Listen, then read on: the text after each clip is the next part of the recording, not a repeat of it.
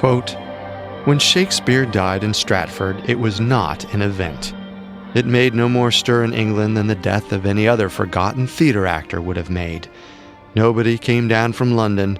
There were no lamenting poems, no eulogies, no national tears.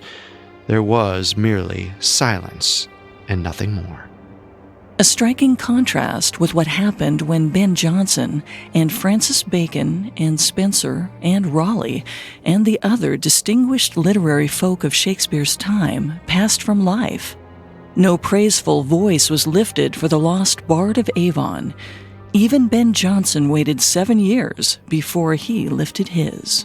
So far as anybody actually knows and can prove, Shakespeare of Stratford-on-Avon never wrote a play in his life. This brutal quote about playwright and poet William Shakespeare came from none other than author Mark Twain in 1909. Twain was not alone. In fact, he was in the dignified company of Walt Whitman, Charlie Chaplin, Helen Keller, Sigmund Freud, and Henry James. If they and others like them dating back centuries are correct, William Shakespeare was not the greatest playwright to ever live. In fact, he never wrote a single play. But if that is true, then who is responsible for such works as Hamlet, Macbeth, or Twelfth Night? And how did their literary accomplishments end up credited to a common actor? What was William Shakespeare's secret?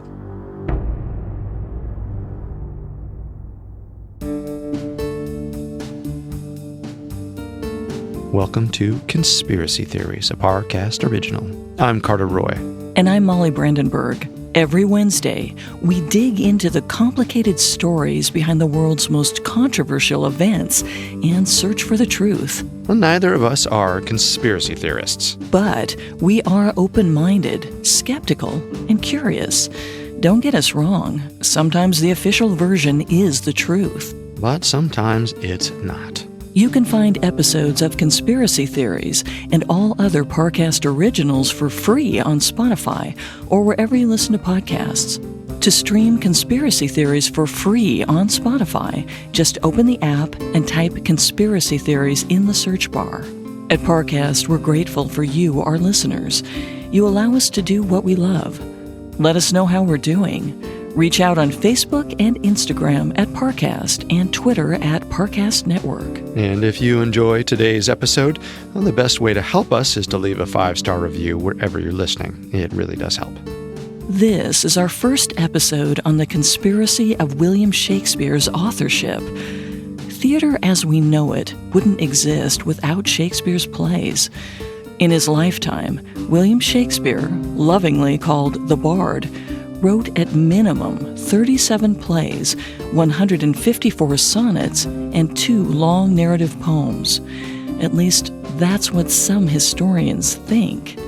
Others believe that the only words Shakespeare ever wrote were, "By me, William Shakespeare," on the covers of plays he stole from others. This week, we will be covering the official story of William Shakespeare's life. His rise from humble beginnings in Stratford-upon-Avon to the greatest playwright London has ever seen. Next week, we will look at some theories that claim it might not have been Shakespeare who wrote such treasured plays as Midsummer Night's Dream and Romeo and Juliet. William Chambers, a wheelwright in Stratford-upon-Avon, awoke one morning in 1552 to find that someone had left a dunghill in front of his home. A dunghill, or a heap of refuse and household trash, was a common sight at this time, as there was no sewage system or trash removal. What wasn't common was to leave one near your home or the homes of others. Chambers learned who the 2 men that had left it on his doorstep were and went to the town council to have them charged a fine of 1 shilling. One of the culprits was named John Shakespeare. This fine is actually the first known record of one John Shakespeare, father of William. The record was from the town of Stratford-upon-Avon, where William was born. Well, this act of vandalism wouldn't be John Shakespeare's last run-in with the law. In 1558, Queen Elizabeth I began her reign and made Protestantism the state religion. John Shakespeare had been a Catholic all his life. While he never publicly spoke of his Catholic faith again, he racked up fines for the rest of his days for not attending the mandatory Protestant services. John rarely paid these debts, perhaps as covert loyalty to the Catholic Church. Over a century after his death, a Catholic prayer book written by Sir William Catesby was found hidden in the rafters of John Shakespeare's house. This suggests that the Shakespeares, including William, would remain quiet Catholics throughout their lives. Although John Shakespeare began his career as a glove maker, he would go on to hold several jobs, including ale taster and even alderman for Stratford-upon-Avon.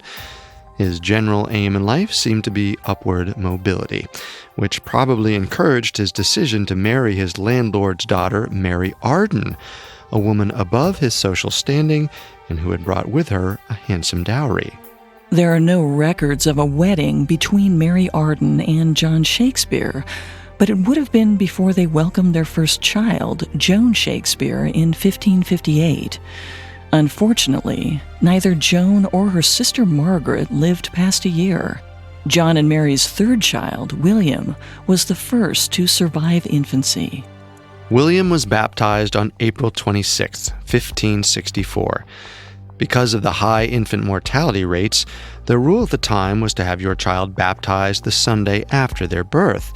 So the known date of Shakespeare's baptism leads most historians to identify April 23, 1564 as his assumed birthday.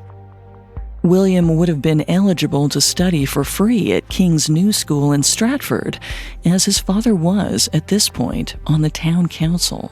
All members of the council could send their sons to this school for free, though no registers survived to show that William did, in fact, attend this or any other school.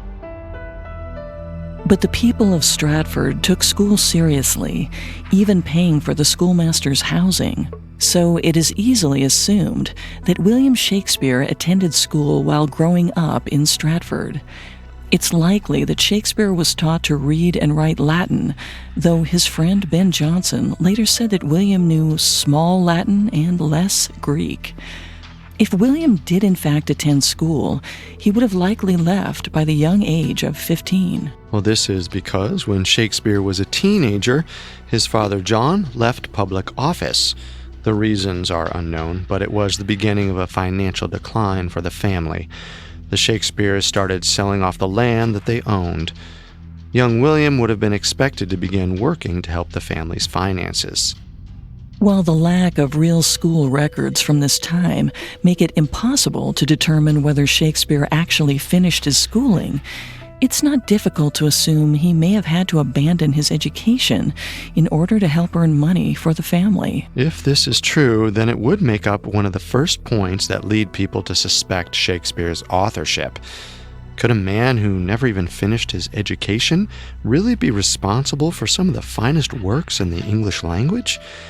But though he may have lacked a formal education, Shakespeare's work life would have exposed him to a number of opportunities to learn about the ways of the world. Historians have assigned Shakespeare several possible jobs, many of which would account for the vast knowledge of trades shown in his plays. Perhaps he was a butcher, perhaps a doctor, or perhaps one of the other professions he seemed to know in and out: a lawyer, soldier, sailor, nobleman, falconer. The list goes on. But even if Shakespeare held one or two of these jobs during this time, he could have never held all of them in his lifetime. Someone of Shakespeare's suspected prominence in the theater and literary world would have normally left behind a sizable library. However, this was not the case for Shakespeare. While historians can search for biographical clues in the more than 200 books that survive from the libraries of his friend Ben Jonson and fellow poet John Donne, there are no books linked back to Shakespeare to shed light on the kind of life he led in his adolescence. No matter what his profession really was, we know that in around 1582, 18-year-old Shakespeare met and married Anne Hathaway, a woman 8 years his senior. This was unusual for the time, as the purpose of marriage was to have children, and therefore most men sought out younger wives. But having children proved to be no problem for William and Anne.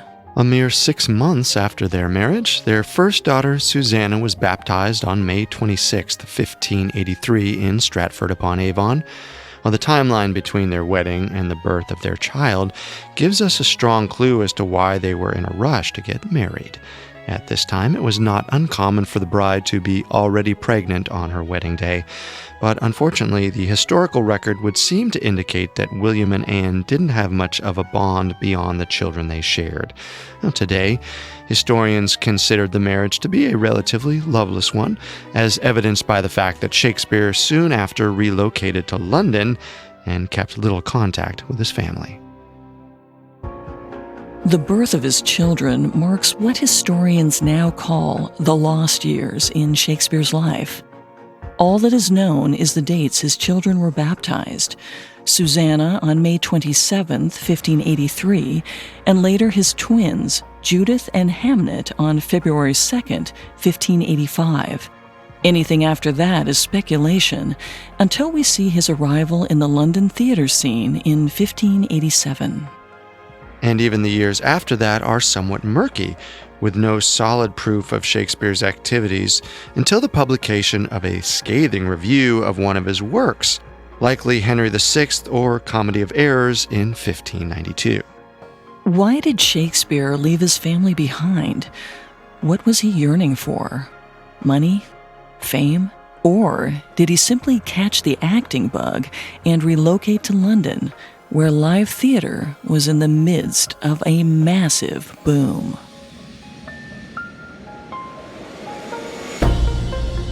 Coming up, we will discover how a spot became open in the Lord Chamberlain's men through the murder of William Knell. Before we get back to the show, I want to introduce a new Spotify original from Parcast called Incredible Feats. It's a short daily podcast hosted by comedian Dan Cummins. Every weekday, Dan explores an account of physical strength, mental focus, or bizarre behavior that's sure to leave at least some of you in pure disbelief. But there's no question these unbelievable stories are all true. Like the 350-mile nonstop run of Dean Karnazes back in 2005, and Jose Salvador Alvarenga's extraordinary tale of survival at sea. And let's not forget Annie Edson Taylor, the first person to go over the Niagara Falls in a barrel. Incredible Feats covers people and events that pushed boundaries, broke records, and revealed new sources of awe. It's offbeat entertainment that will send your mind reeling, so don't miss out. Follow Incredible Feats free on Spotify or wherever you get your podcasts. Now, back to the story. William Shakespeare left his family in Stratford-upon-Avon to move to London between 1587 and 1594. Shortly before Shakespeare arrived in 1587, a drunken brawl broke out between two members of the Queen's men, John Towne and William Knell.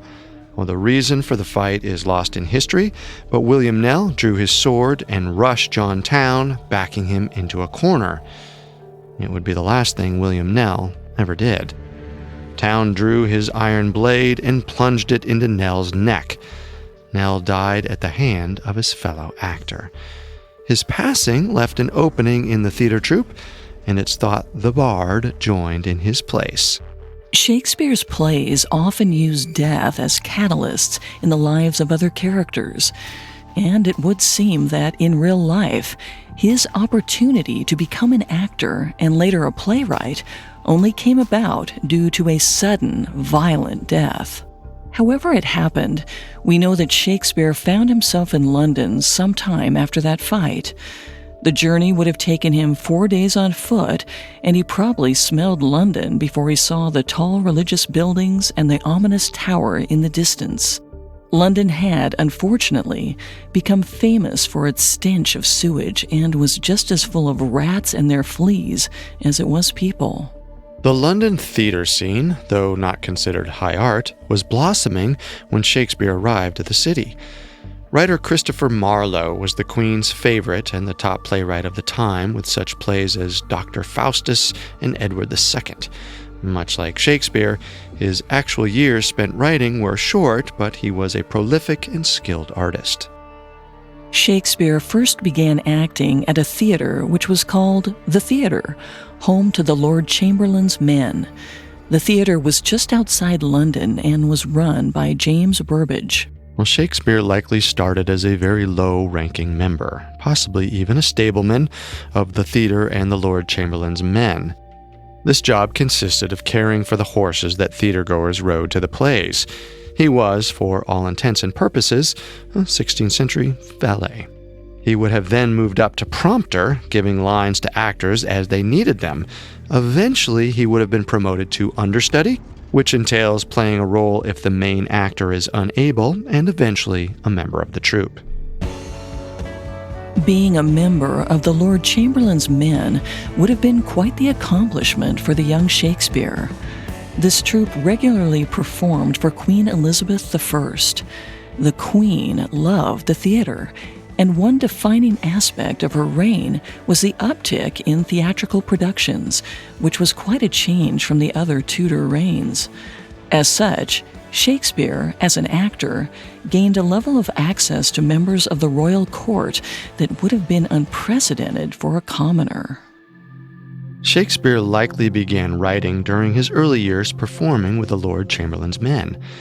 Being among actors and writers gave Shakespeare plenty of inspiration, and not all of it good. Shakespeare's early writings were said to be inspired by the works of Christopher Marlowe, though it's something of a muddled line between what was inspired and what was outright copied. This copying of work was not uncommon for the time, as there were no copyright laws, and therefore any written word could be claimed and used by anyone. Shakespeare himself used parts of already written works to inspire his plays. His specific connection to the writings of Marlowe would help later cement the theory that the two men were rivals. Shakespeare made his public debut as a playwright in the summer of 1592 with Henry VI at the theater. While this was the first play of Shakespeare's that was performed, it's speculated that it was the fifth he'd actually written. Henry VI likely competed with Marlowe's play, The Jew of Malta, as the two shows ran at the same time. To the surprise of most in the London theater scene, Henry VI was a smash hit and brought in larger crowds than Marlowe's play. The initially scheduled run of 5 shows was expanded to 15. By the end of that summer, Shakespeare's debut had been seen by over 10,000 cheering Londoners. Well, at that time, most public plays were either mysteries or droll morality plays. And before Shakespeare arrived, Marlowe was really the only person who was working on tragedies or histories. As a favorite of the Queen, Marlowe regularly enjoyed the best spaces, the best publicity, and the best crowds. Shakespeare took a page out of Marlowe's book, somewhat literally, and began to have his own run of success in histories and tragedies. Soon after the success of Henry VI, Shakespeare wrote parts 2 and 3 of the play, both of which were similar hits with the London crowds. There is one thing to note here. Authorship wasn't widely publicized at that time. So even though audiences knew that they really enjoyed the Henry VI plays, they likely didn't know the name of the man who wrote them.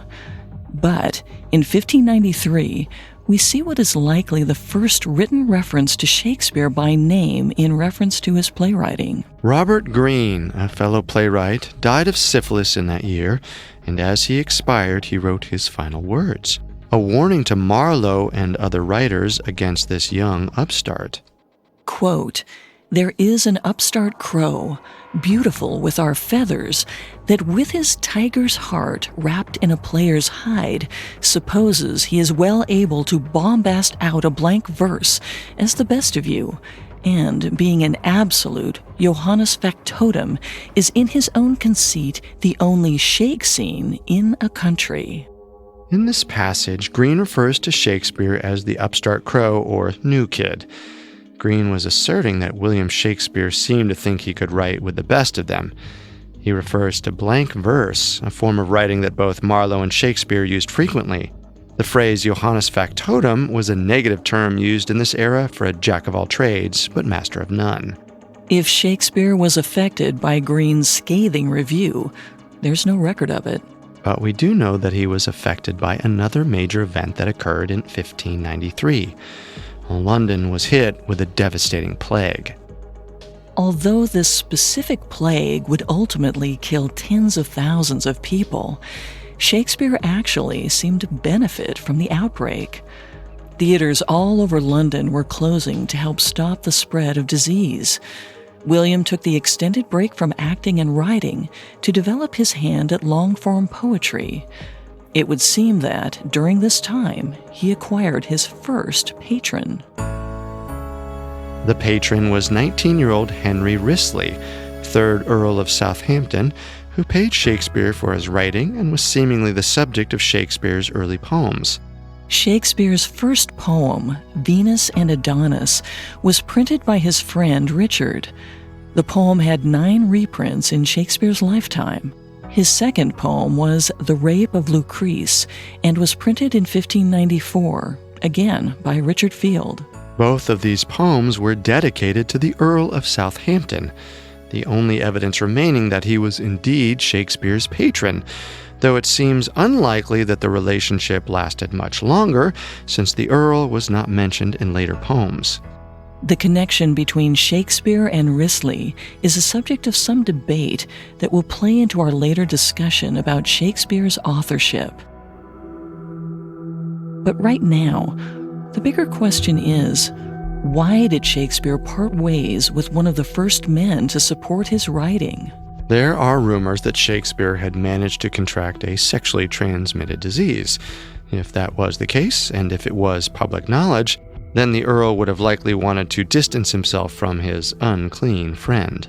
It also could have been Shakespeare himself who severed the connection due to a scandal in the English court. It was a poorly hidden secret that the Earl was in the process of courting Elizabeth Vernon, the Queen's maid of honor, despite the fact that he was already betrothed to Lady Elizabeth de Vere, daughter of the 17th Earl of Oxford. Well, naturally, the Earl wasn't too keen on the idea of his daughter's betrothed stepping out on her, and Henry's indiscretion was the talk of court, and likely threatened to ruin Shakespeare's own budding reputation if the patronage continued. Shakespeare's mysterious relationship with Henry Risley would later come to play into theories about the real author of his works. But for now, what we know is that Shakespeare went back to playwriting in 1595 after the plague had subsided and the theaters reopened. One of the first plays Shakespeare wrote during this time was Romeo and Juliet, which debuted around 1595 and is arguably the most well-known of all of his plays. Romeo and Juliet was a great success, as was his follow-up, A Midsummer Night's Dream, which debuted around the same time. The Queen herself requested the play be performed at the royal wedding of the Earl of Derby to Lady Elizabeth de Vere, the woman Risley had rejected. Shakespeare only became more and more prolific as 1595 went on, but even as he churned out masterwork after masterwork, the atmosphere of London turned sour. Following the plague, food was scarce and vagrancy was high. Riots broke out in the streets over the high price of food. Shakespeare himself didn't help the social situation. By the end of 1595, he had amassed a small fortune from his patronage and his playwriting. He used the money to invest in grain, which he hoarded and sold to needy people at a high markup. He only stopped after the Queen made the practice illegal and slapped him with a heavy fine. Despite his success as an artist, it seemed that William Shakespeare had inherited his father's knack for racking up fines. This would also seem to signal a shift in Shakespeare's fortunes. In 1596, his only son, Hamnet, died at the age of 11, likely due to the plague. The tragedy prompted Shakespeare to do something he rarely did: return home.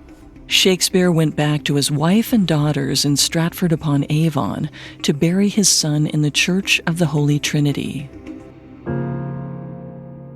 Shakespeare was, by all accounts, devastated by the death of his son. As the 16th century came to a close, his grief began to affect his work and led him to darker subject material, most notably his tragedy, Hamlet, written around 1599. During this time of grief, Shakespeare also strengthened his relationship with his father and began to more firmly root himself in Stratford-upon-Avon. He bought the finest house in town, called the New Place, which afforded them a family coat of arms. What John's debt had done to squander the Shakespeare name, William's success had restored. The New Place boasted 10 rooms, 2 gardens, and 2 orchards. Anne and their daughters moved in while William returned to London once more. In 1598, the Lord Chamberlain's men's lease on the theatre expired.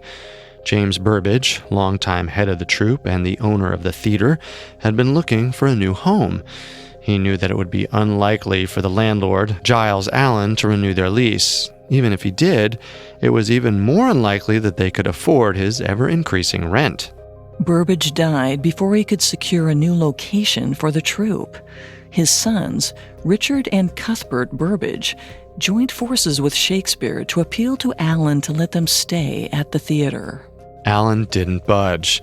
The land was valuable, and with the hard times that were hitting London, few people had the money to see plays as they had in years past. The land would fetch a better price as something other than a theater. And Allen told Shakespeare and the Burbages that he'd boot them from the land, even if he had to pull down the theater and convert the wood and timber thereof to better use. This threat may have actually given Shakespeare and the Burbages their grand idea for what they did next.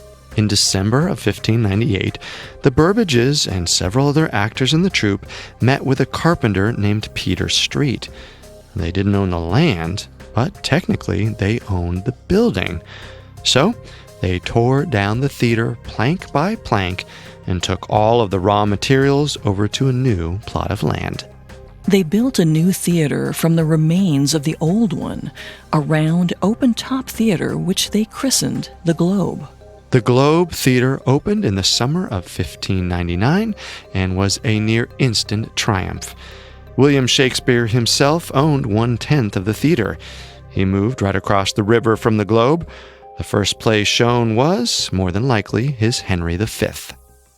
The year prior was also the first time that Shakespeare's name appeared on the title page of a play, or more specifically, it appeared on 3 plays: Love's Labour Lost, Lucrece, and Richard III.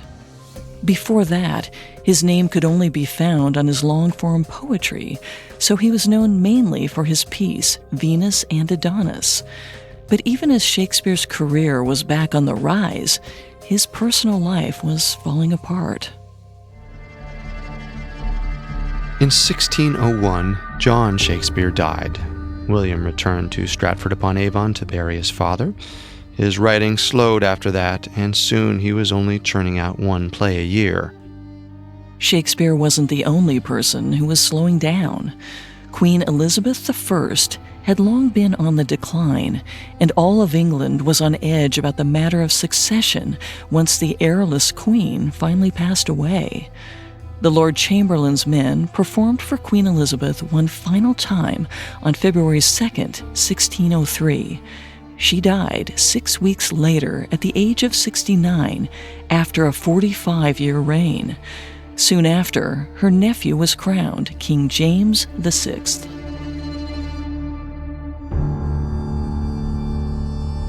Coming up, we'll see how the death of Queen Elizabeth I and the crowning of the new King James VI affected William Shakespeare. Now back to the story. In 1603, Queen Elizabeth I died, and her nephew, King James, ascended to the throne. King James became the new patron of the Lord Chamberlain's troupe, prompting them to rebrand themselves as the King's Men. Between 1604 and 1616, the king's men performed at court at least 187 times and reaped quite a profit. King James was apparently much looser with his purse strings when it came to compensation. Even so, Shakespeare continued to pursue his tragic muse. After Hamlet, written sometime between 1599 and 1602, he wrote two more tragedies, Othello and King Lear. And every play, no matter how dark or dour, brought him more fame, more acclaim, and more money. By 1605, the middle-aged Shakespeare was quite wealthy. And more, his name began to carry significant weight among the artistic community. Due to his popularity, Shakespeare's name was being placed on plays he likely never even read.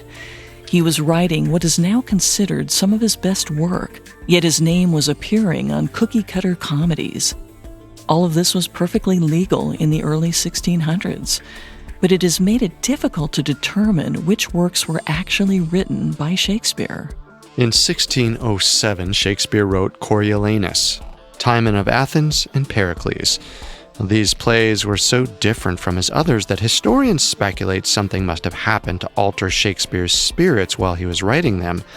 There are words and phrases rarely used before, and Timon of Athens in particular seemed unfinished or of lesser quality, but the plays were still well received. Along with the changes in his writing, there were also changes happening in Shakespeare's personal life. Shakespeare's mother, Mary Arden, died in 1608, shortly after the birth of Shakespeare's granddaughter, Elizabeth. Shakespeare, who now seemed to only return to Stratford-upon-Avon whenever there was a death in the family, went home to bury his mother beside his father. In 1609, printer Thomas Thorpe published 154 of the sonnets that Shakespeare had written for the Earl of Southampton. Well, the sonnets were meant to be private and only seen by a select few. They were given to the printer by a Mr. W.H. His true identity is unknown, though a theory suggests he was Shakespeare's own brother-in-law, William Hathaway, which may have made the fact that Shakespeare was returning to live with his family even more uncomfortable. By 1611, Shakespeare had semi-retired to Stratford-upon-Avon, returning to court only when necessary. He oversaw the production of The Tempest, his final play and swan song. Other historical records indicated that he collaborated on two more plays before his death, but the extent of his input is a matter of debate. Shakespeare was in his late 40s and had his own half-pint mug at the local inn. It was a pleasant retirement. Susanna and his grandchildren lived around the corner of the new place, and Judith lived with him and his wife. In the 30 years since his marriage, it was his first time home with the family. In February of 1616, Shakespeare's youngest daughter, Judith, married Thomas Quinery, a vintner in Stratford-upon-Avon. Shakespeare reportedly drank so much at the wedding that he developed a fever from which he never recovered.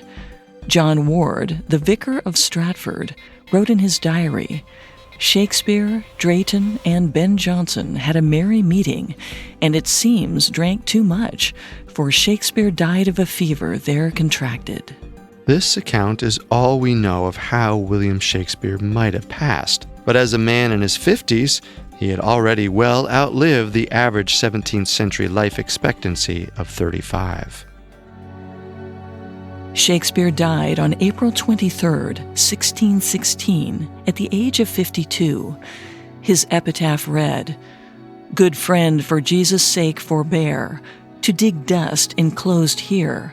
Blessed be ye man that spares these stones, and cursed be he that moves my bones." Just a week before this merry meeting and his subsequent death, Shakespeare had his will drawn up. He left most of what he owned to his eldest daughter, Susanna. To his wife, Anne Hathaway, he left his second-best bed.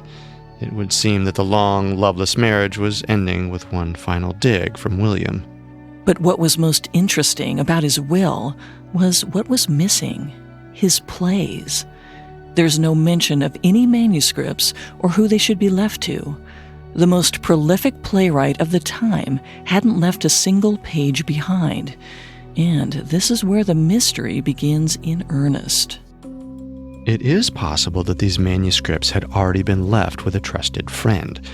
Or maybe William was more concerned with the well-being of his children than his artistic legacy.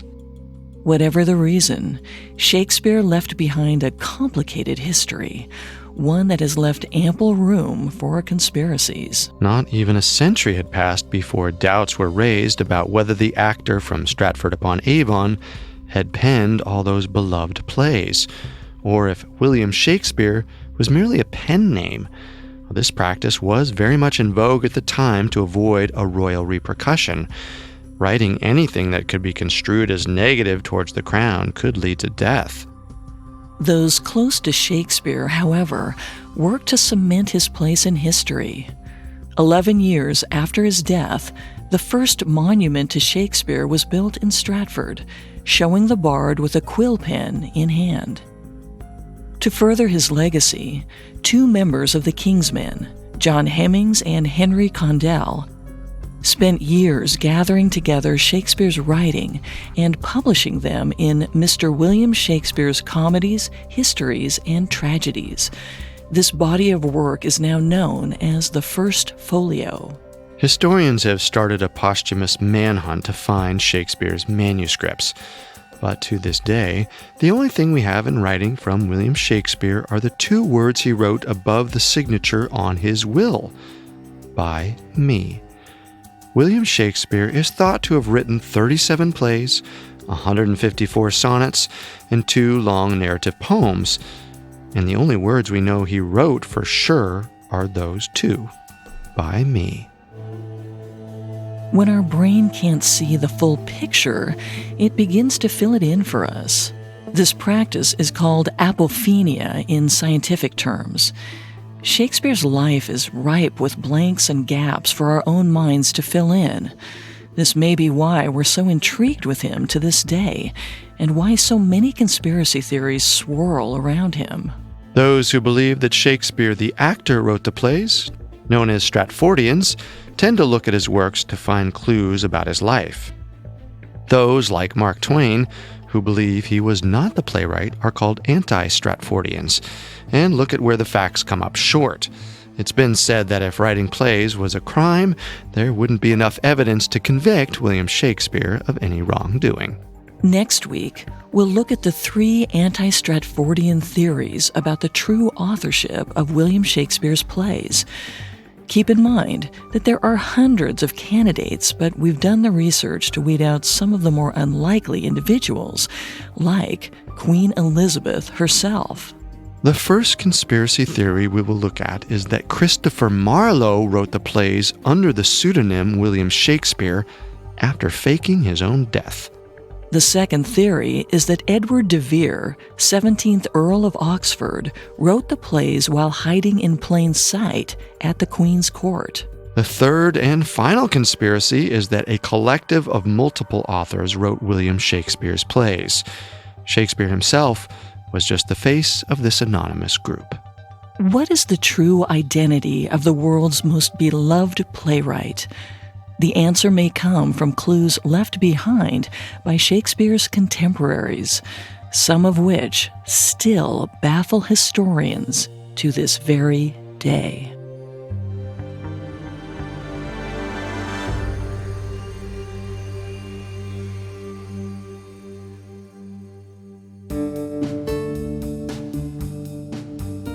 Thanks for tuning in to Conspiracy Theories. We'll be back Wednesday with a new episode.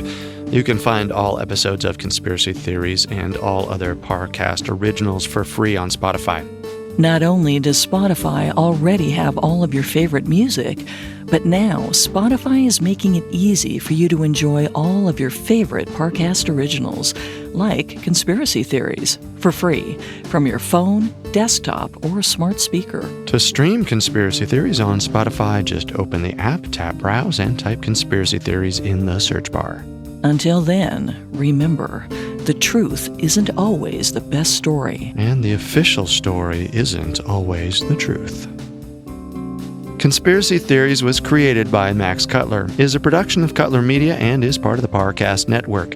It is produced by Max and Ron Cutler, sound designed by Anthony Valsic, with production assistance by Ron Shapiro, Joel Stein, and Carly Madden. This episode of Conspiracy Theories was written by Claire Linich and stars Molly Brandenburg and Carter Roy.